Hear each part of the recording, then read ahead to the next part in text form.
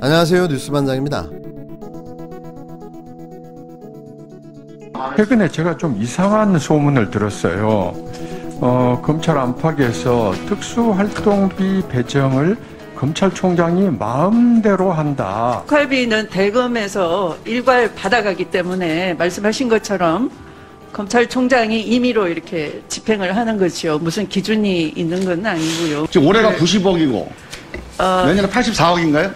금년은 94억이고요. 네. 내년은 84억이고요. 84억. 네. 이게 어떻게 집행이 됩니까? 이게 영수증은 없죠, 이거는? 연초에 네. 지금까지 관례가 그랬던 것 같습니다. 구체적으로 어떻게 썼는지는 법무부에 보고를 하지 않기 때문에 알 수가 없고요. 그 총장이 그냥 마음 먹으면 그냥 집행하고 아무도 의견을 내지 않나요? 뭐 총장 주머니 돈처럼 아마 그렇게 이거는 좀 문제 아닙니까? 많은 문제가 있겠죠. 지금 예를 들면 이거 윤석열 총장한테도 상당히 독이 될 수 있는데 네. 지금 윤 총장이 뭐 대선을 나가니 많이 하고 있어요. 네. 대선 후보가 대선 1년 앞두고 84억의 현금을 영수증 없이 집행을 합니다, 지금.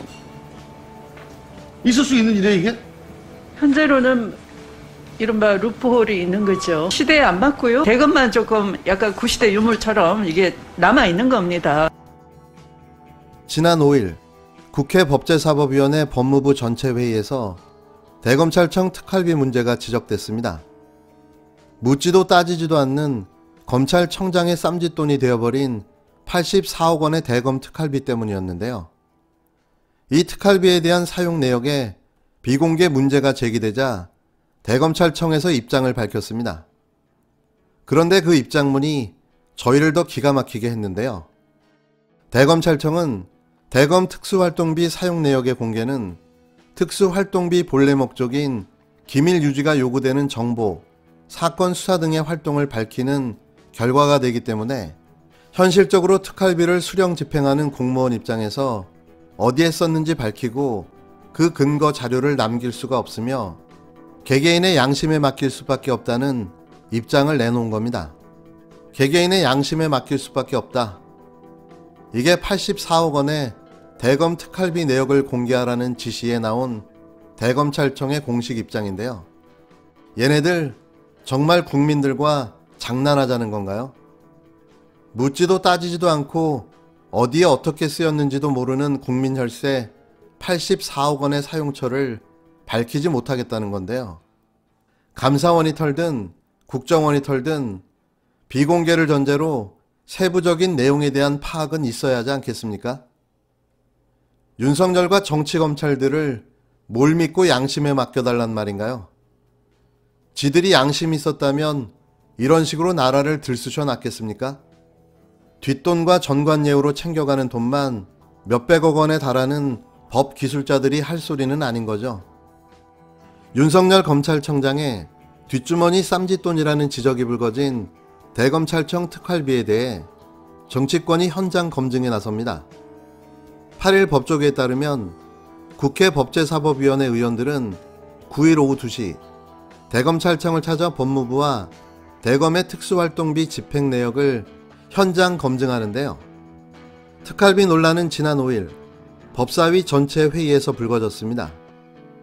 아시다시피 특활비는 기밀 유지가 요구되는 정보 및 사건 수사, 기타 국정 수행 활동에 드는 경비인데요. 그렇다 하더라도 내부 감독은 받아야 하는 예산인 거죠. 하지만 검찰의 특활비는 이미 오래전부터 논란이 계속되어 왔습니다.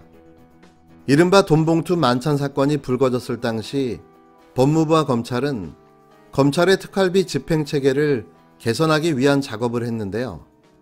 돈봉투 만찬은 이영렬 당시 서울중앙지검장과 안태근 당시 법무부 검찰국장이 특활비로 부하 직원들에게 경력금을 줬다가 중징계인 면직 처분을 받은 사건을 말합니다. 검찰의 특활비는 법무부 감찰국을 통해 대검으로 배정되고 대검은 수사 및 정보 수집 활동 수요를 감안해 일선청 기관장에 배당하는데요. 2018년부터 집행내역 기록부를 작성해서 관리하고 있는데요.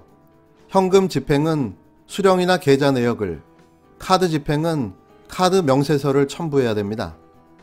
다만 특활비는 수사기밀성, 정보 제공자 보호를 이유로 업무 추진비, 특정 업무 경비와 달리 구체적인 사용 내역은 밝히지 않고 있는데요. 대선 선거운동 자금으로 쓸 수도 있다. 이제 이렇게까지 비약이 되는데요. 저 감사원장님께 제가 좀 요구를 하겠습니다. 또 감사원 지침에 맞게 사용되었는지에 대해서 아마 감사를 했을 걸로 보입니다. 했죠? 저희들이 점검한 결과 문제가 있었는지 여부에 대해서 보고를 드리겠습니다. 예. 장관께서 중앙지검의 특활비가 하나도 안 내려간다고 하는데 제가 알기로는 확인한 바에 의하면은 이미 특활비 다 내려가고 있어요. 이제 저도 이제 들은 얘기니까 그러니까 그 사실관계를 확인을 하신 일선 다음에 검사들의 고충을 들으니까 이제 그렇다는 건데요. 그러나 이제 저도 확인할 방법은 없죠. 아니 그 확인도 안 된 걸 안 내려간다고 단전적으로 말씀을 하세요. 그게 이제 특활비의 문제점이다. 임의성 이런 것이. 그래서 소위에서 확인을 해보시라고요. 이게 지금 특수활동비하고 특정 업무 경비가 헷갈릴 수도 있고, 그러니까 소위에서 확인을 해주십시오. 이번 현장 검증을 통해 윤 청장이 특활비를 임의로 집행했거나 선별적으로 지급하는 등 일종의 제 식구 챙기기를 해왔다는 사실이 확인되면 정치적 행보를 해왔다는 비판을 피하기는 어려워 보입니다. 다만 특활비는 영수증을 제출하거나 사용 내역을 공개할 의무가 없으므로 이번 현장 검증에서 세부 집행 내역까지 확인하기는 어려울 것으로 예상되는데요. 현장 검증에선 법무부 특활비에 대한 검증도 이루어질 것으로 보입니다. 같은 날 윤석열 검찰청장은 신임 차장검사들을 대상으로 강연에 나서는데요. 대전지검의 월성 1호기 경제성 조작 의혹 강제 수사와 검찰 특수활동비 논란으로 강한 정치적 압박에 몰린 윤 청장이 신임 차장검사들을 상대로 어떤 메시지를 내놓을지가 주목됩니다. 검찰에 따르면 윤 청장은 9일 오후 충북 진천에 있는 법무연수원에서 신임 차장검사 10여 명을 대상으로 리더십 강연을 진행하는데요.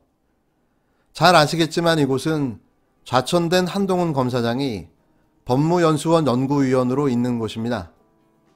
벌써 여러 차례 강의와 교육을 핑계로 한 검사장이 있는 법원연수원을 방문하고 있는 건데요. 이 연수원 방문 직후 월성 1호기 강제 수사가 시작된 걸 감안한다면 또 여기서 무슨 작당 모의를 하는지 알 수가 없는 겁니다. 끝으로 웃지 못할 이야기 하나 전하고 끝낼까 합니다. 지난 7일 더불어민주당 박용진 의원이 조선일보 창간 100주년 기념 타임캡슐 봉인식에 초대받아 다녀왔다는 글을 자신의 페이스북에 올렸는데요. 마치 자신이 선택받은 사람인 양 즐거워하며 자랑하는 그의 글을 보면서 다른 언론사도 아니고 조선일보 100주년 기념식에 참석한 게 뭐 그리 자랑스러운가 싶어 한심하다는 생각만 들었습니다. 왜 박용진 의원은 점점 이상해져 가는 걸까요? 혹시 비서나 보좌관이 안티가 아닐까 하는 생각도 해봅니다. 전혀 다른 길을 가고 있는 박용진 의원에게 감히 충고합니다. 이러다가 4년 후에는 영영 일자리를 잃을 수도 있습니다.